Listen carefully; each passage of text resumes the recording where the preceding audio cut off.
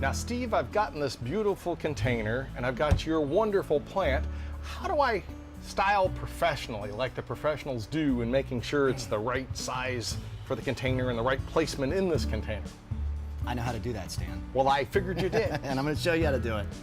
So the last thing you want is a beautiful plant and in the beautiful planter, and you can see a bunch of soil or you see the nasty grow pot from the nursery. You just don't want to see any of this. You want it finished off, looking tight, and looking professionally styled. So that's what we want to do. So you're going to hide it, kind of. We're going to hide it. We're going to hide this area. View, yes. And so everything here up is the aesthetic, the way we want it, but down here, not so much. Okay. Okay. So what you have purchased is a planter that's about 20 inches tall. Right. And you've got a grow pot that's about 12 inches tall. So we need to make up some difference. Right. So the important thing now is we want to bring the top of the soil near or just below the rim of the planter. Okay. Okay. That makes sense. And we can use a lot of different stuff from around the house to get this done. Okay. If you're not moving your plant a whole bunch, spacer is a nice paver. Okay. It raises it up a few inches. And everybody has some of those at home? Everybody has a piece of wood or two that they can put in the bottom, bring it up 4 inches. But the ideal material is to use some styrofoam. Okay. Okay. It's lightweight. If it gets wet, it's no big deal. So I'm going to put enough styrofoam in the bottom of the planter to get this to the right level. Okay. So that's about a 2.5 inch piece, another 2.5 inch piece, and maybe a 1/2 inch piece. And you know I've already measured this, so I know it's going to work out, right? Sort of by trial and error, Okay, right? So if you're at home and you have to remove a piece or add a piece, right, no, yeah, you just No big deal. Just work it until you get it right. So I want to make sure I include my liner and ring, because this is going to bring it up another inch. okay. Okay, so now I've got that set up there.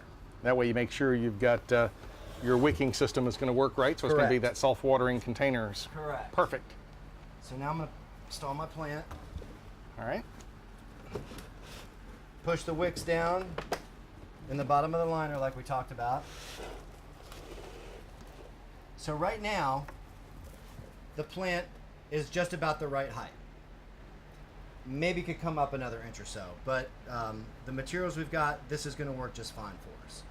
Okay, so now what I've got is a plant that's not as stable as I need it to be inside this planter. All right. So we've sent some foam collars along with the plant.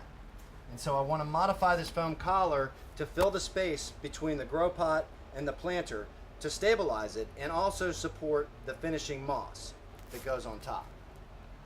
So I just want to cut this guy a little bit. What makes it nice that you send that so everything they need is all within the kit. All there. And I agree with you. You don't want something moving around. You want something that's pretty spaced evenly in the container right about in the middle, and not going to have any problems. If somebody bumps into it, it's still going to stay pretty Right. much where it's supposed to. And you know what we need, Stan? We need a little wiggle room in there too. A little wiggle room. We're back to our wiggle room. Right, so we got to have enough space between the grow pot and the planter to be able to look down in there, see how much water is in the reservoir, and fill the reservoir from the top if you need to. But for now, I'm going to take these spacers, I'm going to lean the plant a little bit, Okay. press it back in there. And then Same thing with this side, kind of do the same over here. same thing over here, and then the same thing over here. So you got 3 points of contact, kind of. 3 points of contact. I could have cut it into 4s, but that generally does it. That seems So like now that's you can about see nice. It's much more stable. So if somebody moved in their home or a dog came up against it, it's not going to necessarily fall over. Correct. So when you've bought a plant from us, we give you a couple of different options on how to finish it off. In the industry, in the interior plantscaping industry, a lot of people use gray moss. It emulates the Spanish moss that you see down south in the oak trees, and it gives it a nice finish. So that is more like this material here. So you can order the gray moss from us. Okay. I'm going to finish this one off in preserved mood moss.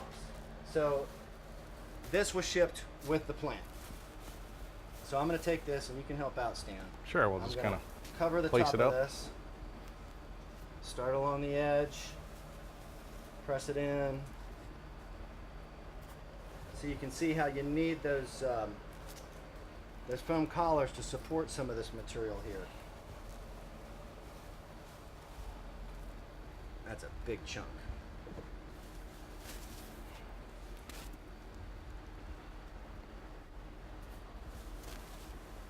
Getting close. Yeah, maybe another one piece in there. Okay.